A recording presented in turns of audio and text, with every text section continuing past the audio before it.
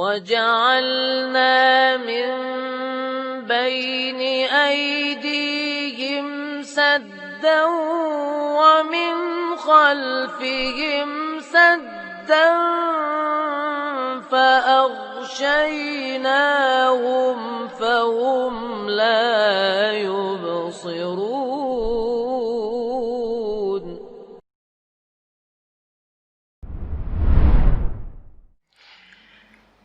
Bismillah walhamdulillah wa qad kafa wassalatu wassalamu ala sayyidil mustafa wa ala alihi wa ashabihi wa man kanu bi atharihim muqtafa amma ba'du. Bismillahi ma sya'allah la yasuqul khaira illallah. Bismillahi ma sya'allah la yusrifus su'a illallah. Bismillahi ma sya'allah ma kana min ni'matin faminallah. Bismillahi ma sya'allah wa la hawla wa la quwwata illa billahil aliyil azim. Qala Allah Ta'ala A'udzu billahi minasy syaithanir rajim. Qad nara taqalluba wajhika fis samaa falanuwalliyannaka qiblatan ترضاها فول وجهك شطر المسجد الحرام وحيث ما كنتم فولوا وجوهكم شطره وإن الذين أوتوا الكتاب ليعلمون أنه الحق من ربهم وما الله بغافل عما يعملون. قال المفسرون رحمهم الله قد نرى تحول وجهك يا محمد في جهة السماء مرة بعد مرة انتظارا لنزول الوحي إليك في شأن القبلة فلنصرفنك عن بيت المقدس إلى قبلة تحبها وترضاها وهي وجهة المسجد الحرام بمكة فولي وجهك إليها وفي أي مكان كنتم أيها المسلمون وأردتم الصلاة فتوجهوا نحو المسجد الحرام وإن الذين أعطاهم الله علم الكتاب من اليهود والنصارى ليعلمون أن تحويلك إلى الكعبة هو الحق الثابت في كتبهم وما الله بغافل عما يعمل هؤلاء المعترضون مشككون وسيجازيهم على ذلك. بسم الله الرحمن الرحيم. الحمد لله رب العالمين الواحد القهار المنان الصمد الذي لم يلد ولم يولد ولم يكن له كفوا أحد والصلاة والسلام على المصطفى حبيبنا محمد وعلى آله وصحبه ومن اهتدى. Amma ba'd. Di sini kita lanjutkan insyaallah tafsir Al-Muyassar ayat 144 dari surat yang mulia yaitu Al-Baqarah. Firman Allah Azza wa Jalla, "Qad nara taqalluba wajhika fis sama'." Kami melihat wajah engkau. Taqalluba wajhika. Taqallub sebagaimana antum tahu qalb ini yataghayyar dan yatatahawwal ya, qulub tataghayyar wa tatahawwal dari segi makna secara ma'nawi. Maka taqallub di sini masdar itu tahawul. Itu seringnya Rasulullah SAW menengadahkan wajahnya fis sama, ke langit. Lafal fi di sini menunjukkan dia tidak mesti kita terjemahkan di dalam fi ini. Hal-hal seperti ini tidak mesti kita maknai di dalam. Sebagaimana anta tamshi fil ard, engkau jalan di atas muka bumi, ya kan? Bukan di dalam bumi jalannya, gitu. Begitu juga ketika disebut Allahu fis sama, bukan berarti Allah Ta'ala di dalam langit, tapi ala sama. Ala kulli hal ayat ini ya ikhwas sekalian, disebutkan oleh para ulama ayat ini mutaakhiratun fit tilawati mutaqaddimatun fil ma'na. Apa maksudnya mutaakhirah fi tilawah, mutaqaddimah fi al-ma'na? Apa maksudnya? Kalau antum lihat ayat-ayat sebelumnya, ya saya qul sufaha minan nas anil qiblah. Ayat sebelumnya tentang qiblah. Dan kemudian secara makna ayat 144 yang kita bahas pagi ini itu lebih dahulu secara makna dibandingkan ayat-ayat sebelumnya. Karena ayat 144 ini menjadi sebab terjadinya naskhu al-qiblah, yaitu penghapusan hukum qiblah atau perubahan hukum qiblah. Sebabnya adalah qad nara taqalluba wajhika fis sama'. Kami melihat perubahan wajahmu, yaitu maksudnya bagaimana berpalingnya atau menengadahnya wajahmu ke langit. Itu sebabnya. Ya, jadi dan dikatakan wa amrul qiblah, perintah tentang qiblah ini adalah awwalu naskhin fil Quran. Ya, atau awwalu naskhin fis syara'. Nasakh pertama antum tahu nasakh? Nasakh tahu? Nasakh penghapusan di sini maksudnya nasakh hukum syariat yang pertama bisa dibilang tentang kiblah. Ya, bisa dibilang tentang kiblah. Nasakh itu wallahu alam terjadi mulai dari periode Madinah.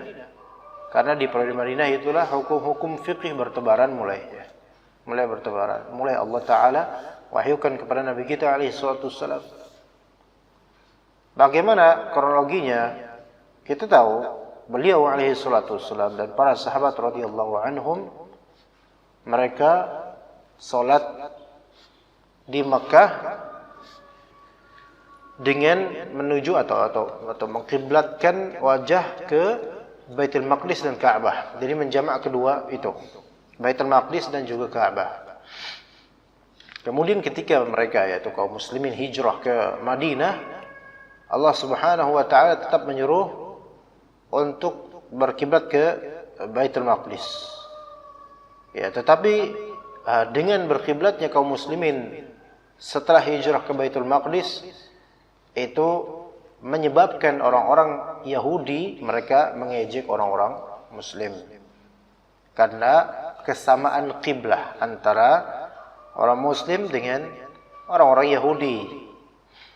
Kenapa Allah Ta'ala mensyariatkan kiblah orang muslim ketika itu ke Baitul Maqdis? Karena orang muslim ketika itu memegang milah Hanafiyah atau Hanifiyah, yaitu milahnya Nabi Ibrahim alaihissalam. Wa man aslamu mimman kata Rabb kita azza wa jalla, wa may ya'mal minas salihati min dzakarin aw untha, dan ayat setelah itu kemudian di surat An-Nisa, wa man ahsanu dinan mimman aslama wajhahu lillahi wa huwa muhsinu wattaba'a millata Ibrahim hanifa, mengikuti agamanya Nabi Ibrahim alaihissalam. Ya, maka dikatakan di sini Nabi Ibrahim alaihissalam pada asalnya kiblahnya adalah Ka'bah. Dan kemudian nanti turunannya kemudian dari kalangan Bani Israel kiblahnya Baitul Maqdis dan syariat Allah Subhanahu wa taala. Nah, memang itu tetap dulu di zaman Nabi Musa alaihissalam termasuk milah Ibrahimiyah dari segi tauhid. Tapi dari segi fikih ada sedikit perbedaan. Dan kemudian ketika syariat Nabi Muhammad sallallahu alaihi wasallam mengembalikan qiblah menuju ke Ka'bah sebagai pengembalian terhadap milah Ibrahimiyah yang hanif. Nah, dan Rasulullah SAW secara fitrah beliau menginginkan qiblah itu ke Ka'bah. Bukan Mekah ya, ketika disebut Mekah ya itu nama kota, tapi ke Ka'bah, ke Masjidil Haram. Jadi bisa dimutlakkan ke Ka'bah atau Masjidil Haram, sebagaimana nanti ayatnya akan kita bahas. Nah, jadi sebab mengapa terjadinya nasakh pertama yaitu tahwilul qiblah, yaitu qad nara taqalluba wajhika fis sama'. Ya, jadi ada maksudnya di sini ada harapan. Karena qad nara tahawul wajhika ya Rasul fi jihati sama' marratan ba'da marrah. Untuk apa? Intidharan linuzulil wahyi ilaika fi sya'nil qiblah. Menunggu apa? Menunggu untuk turunnya wahyu kepadamu dalam urusan qiblah. Ya. Karena hatinya beliau alaihi salatu wasallam terkait dengan Allah Subhanahu wa taala. Ya, di sini juga ada sedikit latifah, faedah yang sangat lembut dan indah, yaitu ketika antum melihat atau antum menginginkan suatu harapan, antum berharap suatu harapan kepada Allah taala dan belum terwujud. Kadang-kadang qalbu antum benar-benar secara makna qalbu antum itu seperti ke langit gitu ya, mengharapkan kepada Allah Subhanahu wa taala. Bukan ke samping, bukan ke depan, bukan ke belakang, ke makhluk, bukan, tapi ke Allah taala. Itu fitrahnya seorang muslim yang betul-betul kembali ke Allah. Ya, dalam urusan apapun. Ketika antum kehilangan perasaan seperti itu, berarti antum sedikit pengharapan kepada Allah Subhanahu wa taala. Maka contohnya Nabi sallallahu alaihi wasallam ketika beliau berharap dalam urusan syariat seperti ini, taqalluba wajhika fis sama'. Tapi kemudian falanuwalliyannaka qiblatan tardaha kata kita azza wa jalla. Niscaya kami akan nuwalliyannaka melakukan tauliyah, yaitu memalingkan atau menghadapkan wajah engkau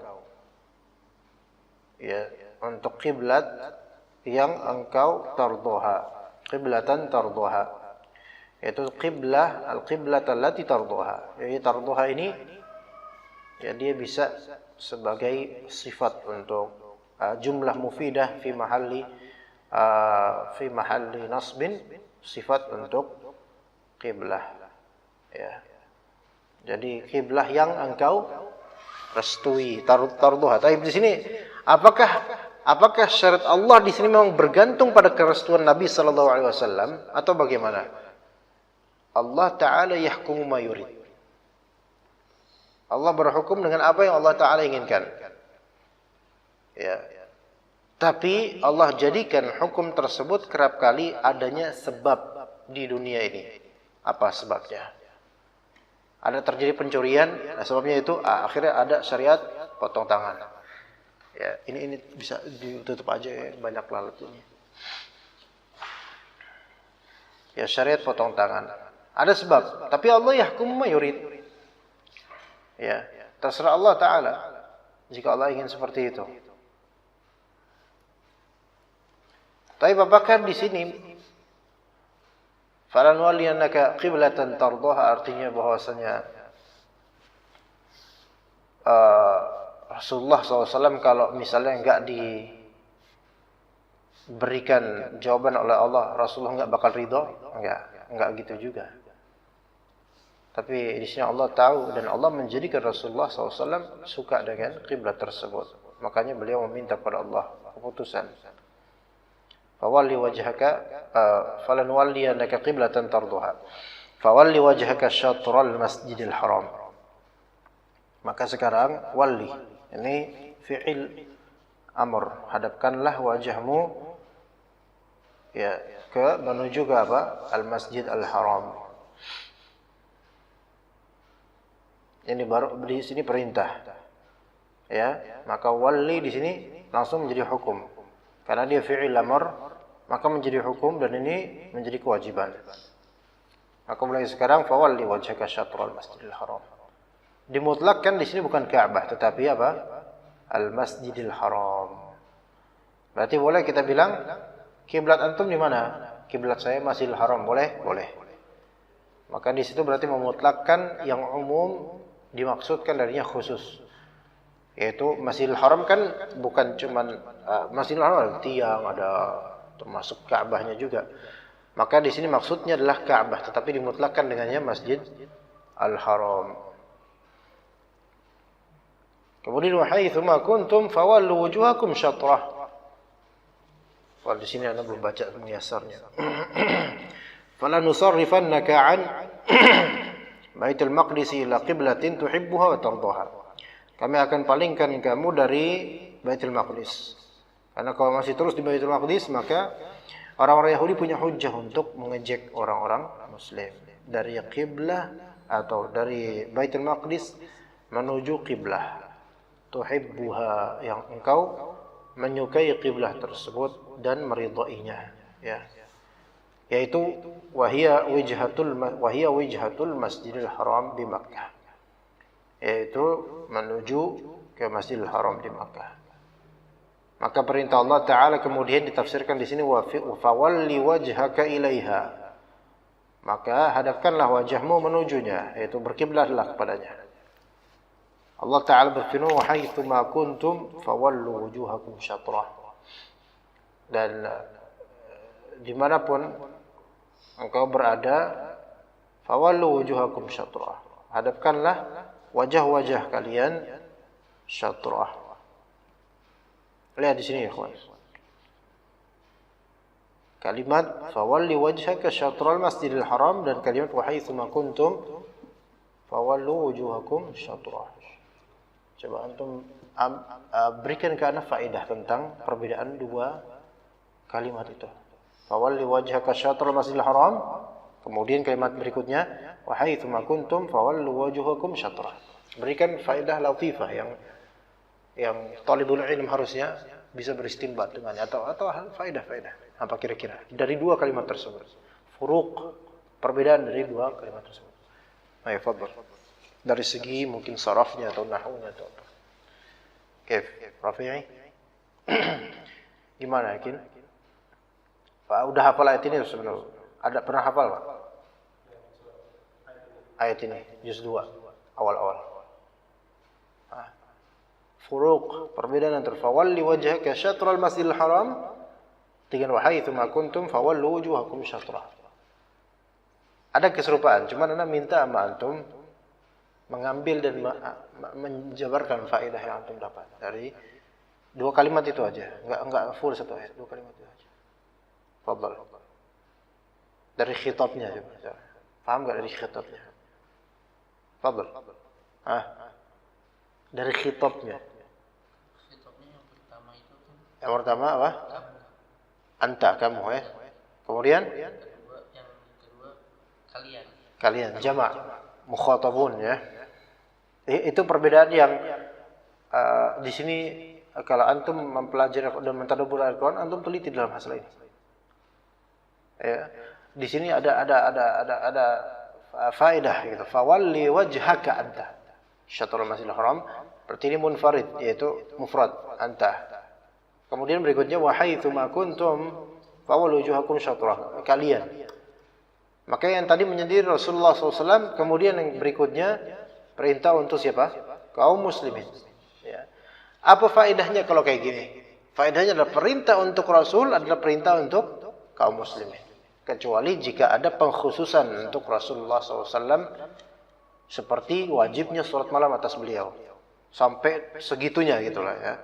Adapun di kita enggak diwajibkan dan juga kadang tidak menjadi anjuran sampai segitunya salat malam.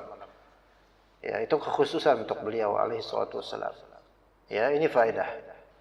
Ada lagi enggak kira-kira yang bisa antum gali faedah dari dua kalimat terpisah tersebut?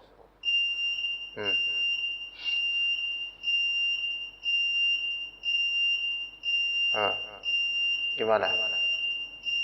Ada enggak?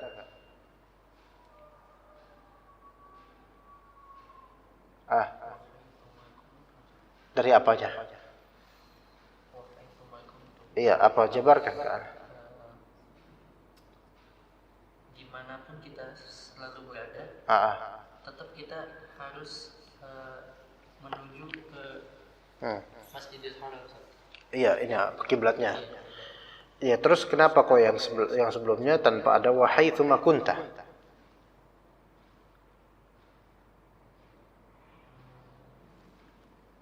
Paham enggak pertanyaan? Tawalli wajhaka syatral Masjidil Haram. Terus wa haitsu ma kuntum fawallu wujuhakum syatrah. Ya enggak? Nah. Kira-kira gimana? Antum Dika, apa yang bisa antum jabarkan dari pikiran tentang ini? Dari kalimat wa haitsu ma kuntum itu frase itu. Anak beri kisi-kisi. Rahmat enggak datang. Di sini ada isyarat rahmat dari Allah. Ayo, Terusin, improvisasi. Di sini ada isyarat rahmat dari Allah Subhanahu wa taala. Apa itu? Wa haitsu ma kuntum.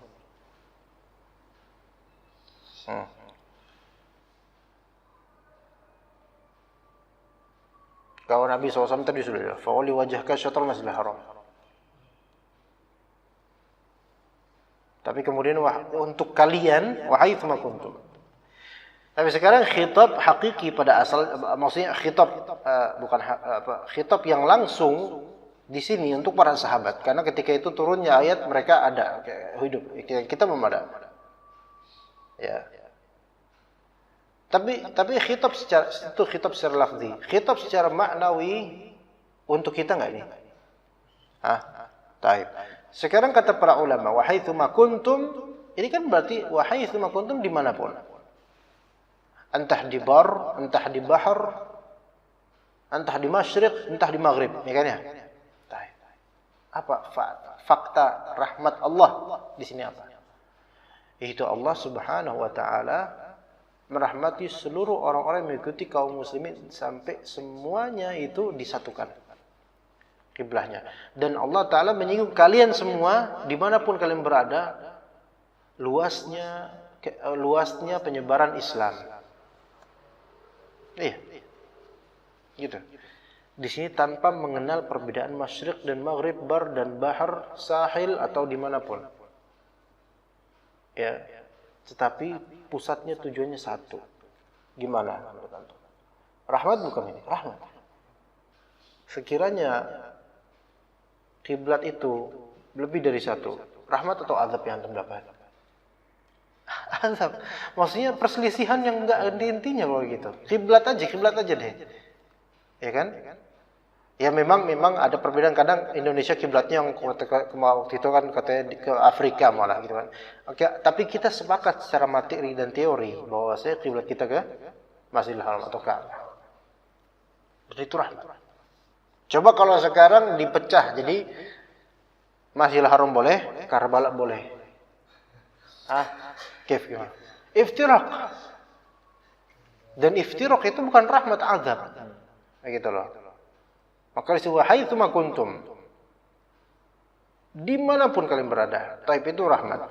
Kemudian ketika seseorang tidak memiliki kemampuan untuk mengetahui di mana arah kiblah, ya, itu kata Allah Subhanahu wa taala, udah terserah. Ya berijtihad aja, kalau nggak bisa ya kelas, hadaplah kemana yang kamu bisa, kelas. Itu rahmat dari Allah Subhanahu wa taala, dimudahkan. Ya. Wa fi ayyi makanin kuntum ayyuhal muslimun wa aradtumus salata fatawajjahu nahwal Masjidil Haram. Ya, di tempat manapun kalian wahai muslimun. Nah ini. Sementara kalian pengen salat, maka berhadaplah ke Masjidil Haram. Kemudian kata Allah Subhanahu wa taala, wa innal ladzina utul kitaba la ya'lamuna annahu al-haqqu min rabbihim. Dan sesungguhnya alladzina utul kitab, orang-orang yang diberikan al-kitab, Taurat, Injil. Dalam tafsiran wa innal ladzina a'tahumullahu ilmal kitabi minal yahudi wan nasara. Ya, orang-orang yang Allah taala berikan ilmu al-kitab, yaitu Yahudi dan Nasara, la ya'lamuna anna tahwilaka ila al-Ka'bati huwal haqqu tsabitu fi kutubihim. Mereka mengilmui bahwasanya tahwil yaitu perubahan menuju Ka'bah dari Baitul Maqdis itu adalah al-haq, kebenaran yang ats-tsabit fi kutubihim, yang termaktub di kitab-kitab mereka. Ada berarti. Ya, seandainya mereka merujuk ke kitab-kitab asli mereka, itu ada tahwil al-qiblah min Baitul Maqdis ila Ka'bah. Ya. Wa ma Allahu bighafilin amma ya'malun. Allah taala tidak lengah terhadap apa yang mereka kerjakan. Wa ma Allahu bighafilin amma ya'malu haula'il mu'taridun al-musyakkikun wa sayujazihim 'ala dzalik. Ya, Allah tidak lalai tentang apa yang mereka amalkan. Dari kalangan mu'taridun dan musyakkikun, enggak lalai Allah. Dan Allah akan yujazihim, memberikan jaza. Ya. Kan di sini Pelajaran penting juga untuk ahli tashkik, yaitu orang-orang yang membuat orang-orang pada ragu. Ya, ahli tashkik, bahwasanya Allah tidak lengah terhadap apa yang mereka kerjakan. Baik, itu ayat yang mulia ini 144 menjadi sebab mengapa Allah Ta'ala melakukan tahwilul qiblah. Dan juga ada faedah di akhir ayat bahwasanya ilmu seseorang tidak melazimkan pengamalan jika Allah tidak memberikan taufik padanya. Wa innal ladzina utul kitaba la ya'lamuna. Allah Ta'ala menyatakan mereka tahu bahwasanya itu kebenaran. Dan itu tidak melazimkan Allah memberi taufik. Jadi jangan semata-mata kita itu mengandalkan diri kita menuntut, yang penting saya sudah menuntut ilmu, kemudian tidak meminta taufik kepada Allah Ta'ala menuju amalan terhadap ilmu tersebut. Karena ilmu ini hidayah, betul hidayah, tapi hidayah irsyad. Sedangkan untuk mengamalkannya dengan ikhlas dan ittiba' itu memerlukan hidayah taufik. Dan istiqamah dan mudawamah, istimrar, itu membutuhkan taufik dari Allah Subhanahu wa Ta'ala. Maka seseorang ketika dia mendapatkan dirinya istiqamah dan dia mendapatkan dirinya yang mampu beramal, maka jangan pernah dia nisbatkan belaka terhadap dirinya tentang keutamaan tersebut. Melainkan katakan hadza min taufiqillah, atau hadza min Allah, hadza min fadli Rabbi, dan seterusnya. Itu dalam urusan amal. Bahkan dalam urusan material dunia pun dia nisbatkan kebaikan itu kepada Allah Subhanahu wa Ta'ala. Ya, jangan seperti Qarun. Ya, inna utitu hadza min ilmin indi, kata Qarun, ini karena keilmuan saya. A'udzubillah. Ya, la haula wala quwwata illa billah. Kalau la haula berarti la tahwila. Tidak ada tahwil, perubahan sedikit pun, wala quwwata, kemampuan, kekuatan sedikit pun, kecuali disebabkan karena Allah Subhanahu wa Ta'ala. Ya, kalau kita betul-betul mengilmui makna dari la haula wala quwata illa billah dan konsekuensinya, kita dapatkan diri kita itu apa ya? Enggak ada apa-apanya. Dan kemudian Allah Ta'ala berikan peringatan sebenarnya untuk orang-orang yang berilmu. Ya. Untuk orang-orang berilmu. Wa innal ladzina utul kitaba la ya'lamuna. Mereka mengetahui. Wa mallahu bighafilin amma ya'malun. Bukan wa mallahu bighafilin amma ya'lamun, bukan. Wa mallahu bighafilin amma ya'malun. Allah Ta'ala tidak lalai terhadap apa yang mereka amalkan. Tapi mereka mengamalkan ilmu tidak. Mereka tidak mengamalkan. Itu kenapa di sini Allah Ta'ala dikatakan Allah tidak lalai terhadap apa yang mereka amalkan? Mereka tidak mengamalkan ilmu, dan orang yang tidak mengamalkan ilmunya itu kerap kali melawan orang yang beramal, dan melawan orang yang beramal itu termasuk amal. Dan Allah tidak lalai terhadap amal buruk tersebut. Itu yang dimaksud di sini. Wallahu bighafilin amma ya'malun. Ya'malun yaitu mereka alladzina utul kitab. Ya. Tidak, khitabnya tidak wallahu bighafilin amma ta'malun. Kalian wahai muslimin, bukan. Amma ya'malun. Dan di sini juga ada syifa. Ada syifa dan juga ada tasliyah terhadap Rasulullah SAW dan kaum muslimin. Kenapa?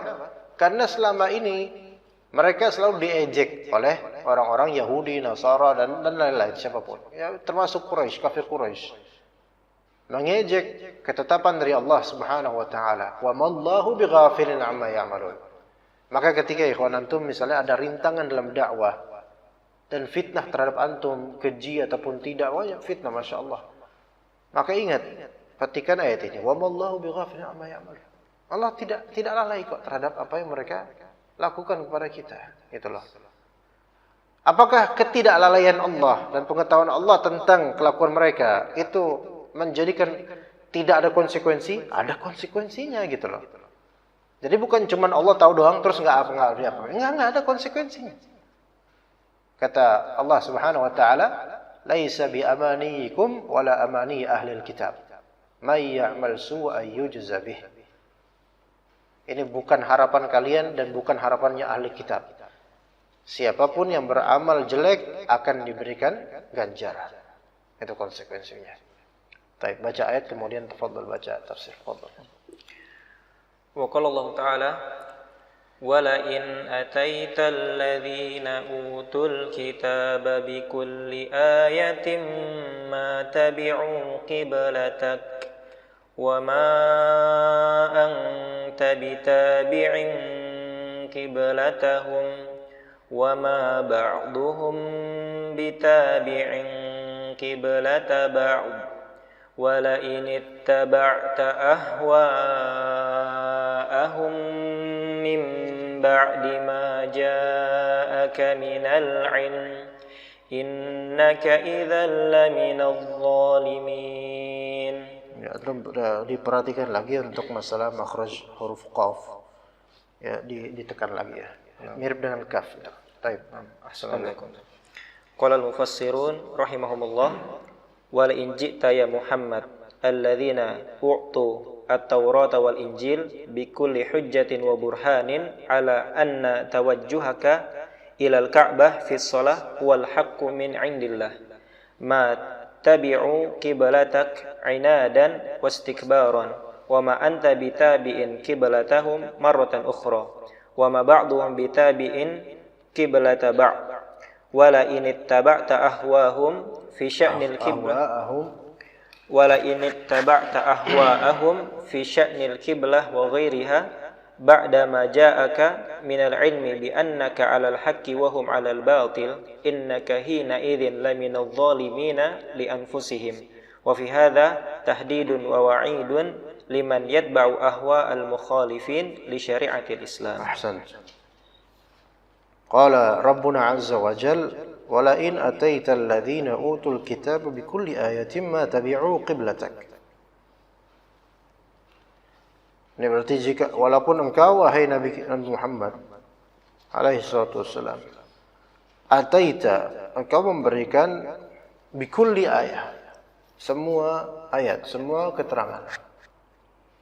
Ini umum berarti kullu. Kullu itu paling tingginya lafal umum sebenarnya. Itu siapa yang engkau berikan ayat-ayat tersebut? Alladzina utul kitab, orang yang telah diberikan kitab. Ma tabi'u qiblatak, mereka tidak akan mengikuti qiblatmu. Nah, kira-kira dari petikan ayat ini ana minta satu faedah dari antum. Apa Rafi? Apa faedah yang bisa antum dapat dari sini?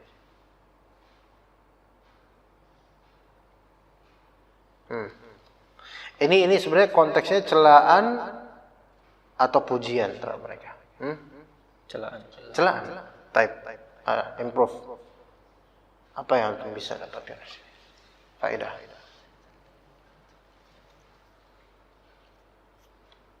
Fadhal bebas. Tapi ya yang sesuai dengan ini ya, jangan bebas. Tenggelam nasi goreng lebih ringan lah. Supaya antum insyaallah apa namanya? Skill dan kemampuan antum itu terbuka gitu. Ayo fadhal. Dika atau antum fadhal. Fadhal. Duluan ya, siapa yang duluan? Fadhal. Ananya Pak Ustaz. Fadhal. Insyaallah. Bismillah. Di sini ayat ini menjelaskan bahwasanya orang-orang ahlul kitab dari kalangan Yahudi dan Nasrani, Allah Subhanahu wa taala telah mengunci hati mereka. Jadi misalkan Nabi Muhammad SAW memberikan semua ayat tentang kebenaran yang disampaikan kepada beliau SAW, maka orang-orang Yahudi dan Nasrani tidak akan mau mengikutinya, karena memang sudah dikunci hati dan ini. Ahsan. Fadhal ant Syekh Rafi. Kata kuncinya celaan ya, celaan. Konteksnya celaan. Dan juga lihat kata kuncinya dari kalimat tabi'ayat ba'u ittiba'. Ayo coba kira-kira apa? Dari keyword tersebut antum bisa merangkai faedah apa?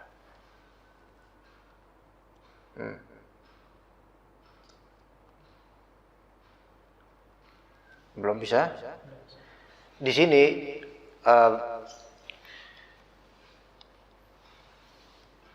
menunjukkan wajibnya ittiba' kepada kulli ayat gitu. Ya kan ya? Dan ketika seseorang diberikan burhan dan juga ayah bayinah tapi enggak mau melakukan mutaba'ah dan ittiba', maka ada tasyabuh dengan orang-orang Yahudi, ya enggak? Gitu. Ya, tapi tasyabuh di sini dari segi sifat dan kelakuan, bukan dari penampilan, bukan. Dan kerap kali tasyabuh atau tasyabuh dari segi sifat dan karakter itu lebih kena dan lebih dosa dibandingkan tasyabuh dari penampilan. Kadang-kadang begitu. Karena tasyabuh dari segi sifat atau karakter itu menunjukkan terjemahan qalbunya seseorang. Ya enggak? Karakter orang yang ketika digelontorkan ayat dia tidak mau ikut. Ini kan mirip dengan orang Yahudi. Dan ini lebih buruk dibandingkan orang yang cuma sekedar pakai baju bola namun dia belum tentu memang meniatkan untuk menyerupai mereka. Ya, jadi bahaya, hati-hati. Nah, sekarang ikhwan,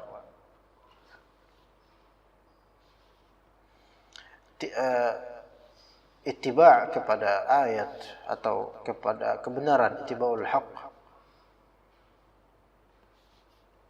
itu kerap kali dipersulit ketika seseorang sudah mengkiblatkan qalbunya ke dunia. Ya, seperti Allah tutup hati sebagaimana kata Dika tadi. Iya. Dunia ini ketika kita mengekor padanya, maka dunia menjadi sebab terbesar terkuncinya qalbu. Ya, itu kita lihat di situ. Contoh-contoh ya. Ana dai kondang, dai besar, dari masya Allah punya pengikut banyak, punya mukafah yang besar dan seterusnya. Ketika Anda mengacukan suatu kalimat salah, kemudian diralat sama sebagian orang yang benar dengan ralat yang benar dan hujah yang benar, Anda tidak terima. Karena apa? Ketidakenakan terhadap jemaah dan khawatir panggung Anda sepi. Dunia bukan? Dunia. Seandainya seseorang mencari akhirat, maka Allah akan mempermudah dan mempermulus jalan kebenaran ke kalbunya. Beneran? Iya. Nah, dari mana kita tahu orang-orang ahli kitab ini mereka duniawi? Dari ayat Allah Ta'ala. Walamma ja'ahum kitabun min 'indillahi musaddiqun lima ma'ahum wa kanu min qablu yastaftihuna 'alal ladzina kafaru. Dulu orang-orang Bani Israel Yahudi, mereka mengharapkan kedatangan the last prophet, yaitu siapa? Nabi Muhammad yang sudah termaktub di kitab Taurat dan juga di kitab Injil. Dan diwartakan oleh seluruh nabi ketika Bani Israel. Nanti akan ada nabi terakhir. Ya. Wa kanu min qablu yastaftihuna 'ala alladziina kafaru. Ketika orang-orang Bani Israel Yahudi itu mereka eksodus dari daerah Syam menuju ke Madinah dan Khaybar disebabkan di kitab mereka tertulis bahwasanya nabi terakhir ini ada di daerah yang banyak kebun kurma di daerah Khaybar dan Madinah. Kenapa mereka eksodus hijrah ke sana? Mereka wa kanu min qablu yastaftihun 'ala alladziina kafaru. Mereka berharap bisa melakukan istiftah, yaitu penjajahan, dan mereka bisa raiding, raid itu penjajahan, sama Anda enggak tahu bahasa Indonesianya. Menjadi kohar gitu loh dengan Rasul tersebut. Artinya mereka mengharapkan kedatangan Rasul tersebut di tengah-tengah mereka untuk bisa conquering the world, yaitu menguasai dunia. Iya. Ternyata Nabi tersebut bukan dari perut mereka, dari perut yang alladzina kafaru, yaitu orang-orang pribumi Arab yang ketika itu masih musyrikin. Karena niatan awal mereka itu adalah dunia, maka Allah blokir kalbunya dari kebenaran. Ini sejarah. Sejarah itu tidak hanya masalah berapa orang yang dibunuh, berapa orang yang enggak. Makna-makna dari faedah-faedah sejarah itulah yang justru lebih penting untuk kita pahami. Ya, dengan niatan duniawi, Allah tutup kalbunya dari kebenaran. Gitu. Padahal mereka memiliki kitab. Ma tabi'u qiblatak. Kemudian kata Rabb kita Azza wa Jalla, mereka kata kitab ahli tafsir, ma tabi'u qiblataka inadan wastikbaran, pembangkangan dan karena kesombongan. Kemudian kata Allah Taala, wa ma anta bitabi'in qiblatahum. Ya, di sini Allah menafikan dan melarang engkau tidak mengikuti kiblat mereka. Taib hum di sini kembali ke mana ya? Alladzina utul kitab. Alladzina utul, ya Yahudi dan Nasara. Ya, Yahudi dan Nasara. Ahsan. Wa ma anta bitabi'in, tapi di sini maksudnya sebenarnya qiblatahum di sini adalah Yahudi tok. Ya. Kenapa lihat tafsirnya? Wa ma anta bitabi'in qiblatahum, tafsirnya gimana? Wa ma anta bitabi'in qiblatahum marratan ukhra. Kamu tidak mengikuti kiblat mereka sekali lagi, enggak mengikut lagi. Never again gitu. Enggak ikut lagi. Berarti kan sebelumnya ikut dengan kiblatnya apa? Yahudi, bukan Nasara. Yahudi kiblatnya Baitul Maqdis. Nasara masyriq. Kiblatnya Nasara itu masyriq, timur. Ya. Kiblatnya Yahudi Baitul Maqdis. Kiblatnya Nasara timur. Pokoknya ke arah timur manapun. Dan kalau antum melihat secara geografi, ya, di global, di peta negara Arab, ya, Hijaz dan semisalnya, kemudian atasan dikit sana itu adalah apa? Baitul Maqdis. Timur mana? Timur kan ke arah sini kok, Diana sini gitu. Ke sini, ke arah Indonesia, ke arah sini, ya. Orang Nasrani ke arah timur. Orang Yahudi ke arah Baitul Maqdis yang agak ke barat gitu. Maka kata para ulama, Allah Ta'ala jadikan kiblat ke Ka'bah yang di tengah-tengah itu. Tidak ke timur, tidak ke barat. Bukan ke timur, bukan ke barat. Melainkan kemana? Ke kiblat, semua berpusat. Begitu. Ya. Wa ma ba'duhum bitabi'in qiblata ba'd. Dan sebagian dari mereka tidak mengikuti kiblat sebagian dari mereka. Gimana? Coba gimana? Apa yang antum pahami dari kalimat tersebut? Sebagian mereka tidak mengikuti kiblat sebagian mereka. Oke. Gimana ya Dika?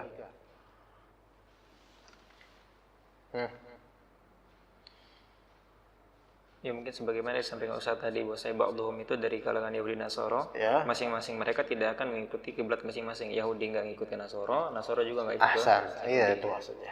Jadi wa ma ba'dhum wa ba'dul ladzina utul kitab.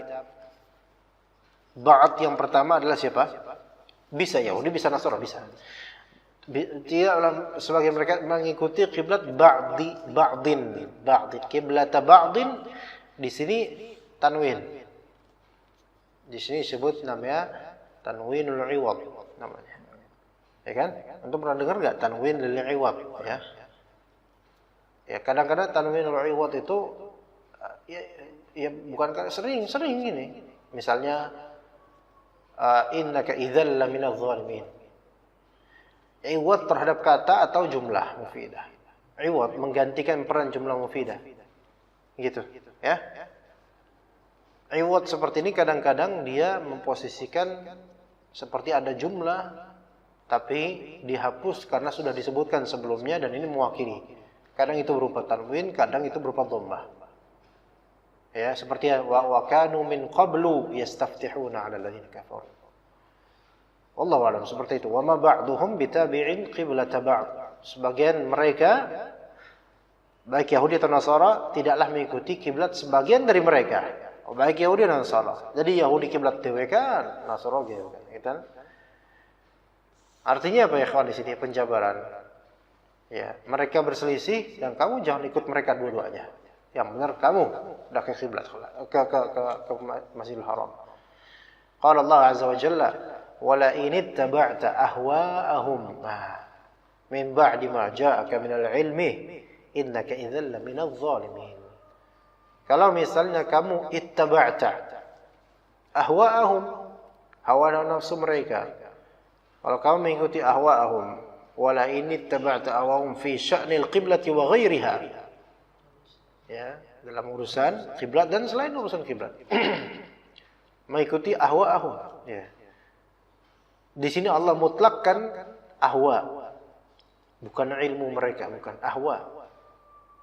Ya, itu penting, antum pegang itu dulu, nanti ana bahas.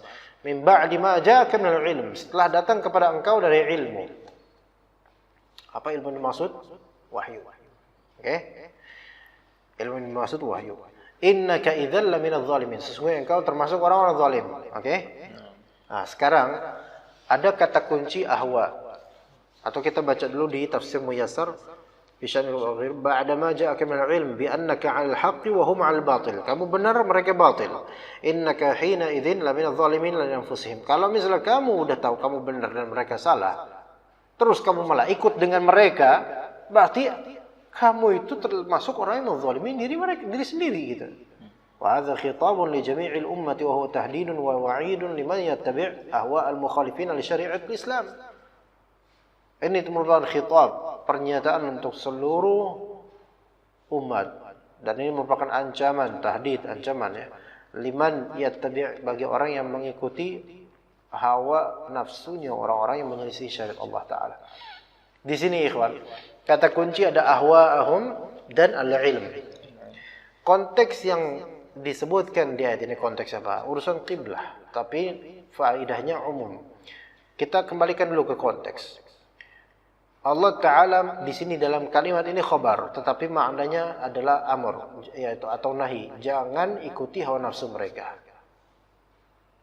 Konteksnya apa? Masalah kiblat. Pertanyaan Anda, kiblat mereka Baitul Maqdis itu syariat bukan? Mereka menghadap ke Baitul Maqdis, ya. Salat mereka Yahudi. Itu syariat bukan sebenarnya? Syariat mereka bukan? Ada nggak sebelumnya disyaratkan mereka untuk itu? Syariat. Nabi Muhammad pun sebelumnya juga disyaratkan menghadap ke Baitul Maqdis. Itu syariat ya. Ketika Allah Ta'ala menasakh, kemudian semua harus ikut dengan Nabi Muhammad SAW, ikut tahwil kiblah ke Ka'bah. Maka ini syariat baru. Siapa yang berkutat pada syariat lama, padahal Allah Ta'ala menginginkan syariat baru, maka mereka yang berkutat syariat lama ini ahlul ahwa. Faham di sini? Padahal itu syariat gitu loh. Tadinya syariat. Maka sudah tidak berlaku, Allah hapus. Gitu. Ya. Padahal itu tadinya syariat loh. Apalagi kalau itu bukan syariat. Lebih disebut hawa nafsu lagi gitu.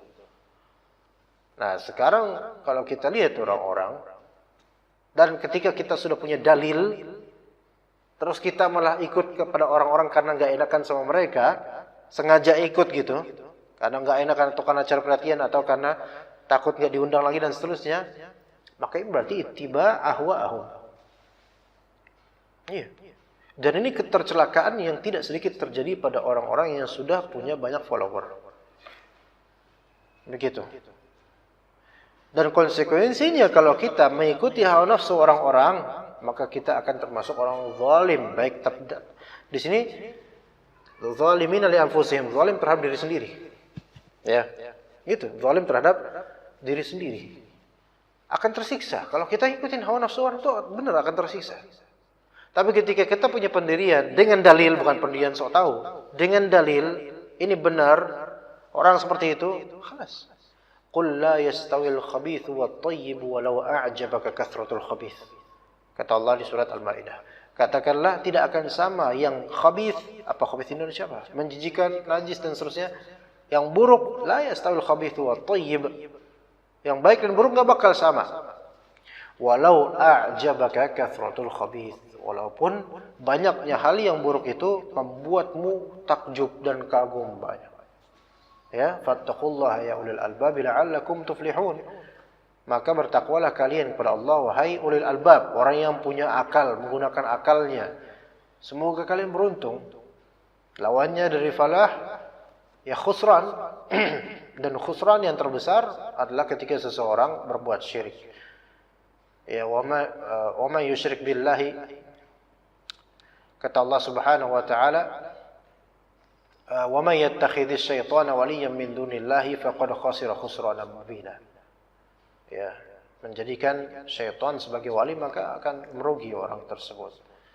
Jadi ikhwan, makanya ahlul bid'ah dimutlakkan nama ahlul bid'ah menjadi ahlul ahwa oleh para ulama Ahlus Sunnah dari zaman dulu sampai sekarang. Kenapa? Karena bid'ah ini muhdatsat. Tidak ada syariatnya, ataupun kalau ada syariatnya ditambah-tambahkan, diada-adakan. Maka ini kembali ke ahwa. Sementara ketika antum punya pegangan kaidah salafiyah, antum tidak ikutan itu, maka alhamdulillah antum di sini mengikuti min ba'di ma ja'aka minal ilm, mengikuti ilmu. Tapi kalau antum ikut mereka karena enggak enakan, karena mungkin mereka menginvestasi bisnis antum atau seterusnya atau gimana, maka khalas, antum berarti sedang mengikuti hawa nafsu ahwa'ahum, dan jeleknya mengikuti hawa nafsu mereka gitu loh. Kalau mengikuti hawa nafsu sendiri mungkin ada advantage dan benefit lah, tapi mengikuti dan mengikut hawa nafsu orang, ya apalagi seorang rasul, begitu. Udah 50 menit, Masya Allah. Baru 2 ayat padahal. Tapi insya Allah faedahnya mudah-mudahan antum bisa dapat itu. Insya Allah Ta'ala. Kapan-kapan kita lanjutkan lagi insya Allah tentang tafsir Muyassar. Wa sallallahu ala nabiyina Muhammad wa ala alihi wa sahbihi wa sallam.